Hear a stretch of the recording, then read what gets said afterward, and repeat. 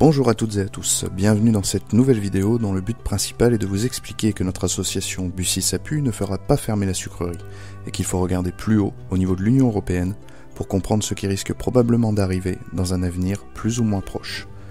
Commençons d'abord par parler du Mercosur, acronyme pour le marché commun du Sud, regroupant des pays tels que l'Argentine, le Brésil ou encore le Paraguay. Pour faire simple, c'est une union économique des pays d'Amérique du Sud, un peu comme notre Union Européenne. En 2000, l'accord de libre-échange entre le Mercosur et l'Union Européenne entre en négociation. Il est suspendu en 2004, puis les négociations reprennent en 2013 pour en arriver à notre année 2018, où apparemment sa signature devrait arriver rapidement puisque l'Union Européenne et les pays du Mercosur y sont totalement favorables, gouvernement français compris. Mais c'est quoi cet accord ? Eh bien tout simplement un allègement des frais de douane à l'import et à l'export sur différents produits entre ces deux unions.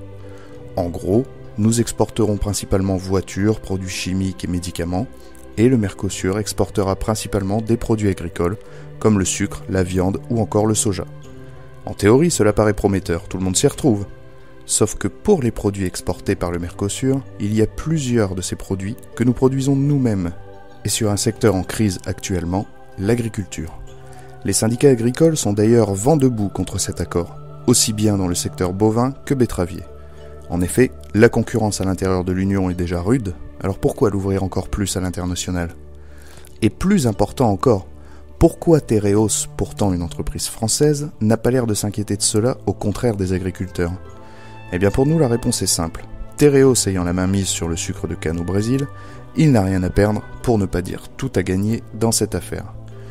En prenant en compte que le coût de la tonne de sucre produite avec de la canne à sucre est nettement inférieur à celui produit par la betterave, le marché européen sera de facto inondé par la concurrence brésilienne. Si d'aventure les accords ne venaient pas à se faire, Tereos ne perdrait rien. S'ils sont signés, Tereos gagnera sur les deux tableaux, avec à terme, c'est prévisible, la suppression de la filière sucre française au profit unique du sucre brésilien. Si la sucrerie de Bussy-le-Long ferme, ou tout autre d'ailleurs, ce ne sera pas du fait de notre action associative visant juste à rendre un cadre de vie décent aux nombreux riverains de la sucrerie de Bussy, mais bien pour des hautes raisons financières dont les intérêts lointains sont organisés de longue date.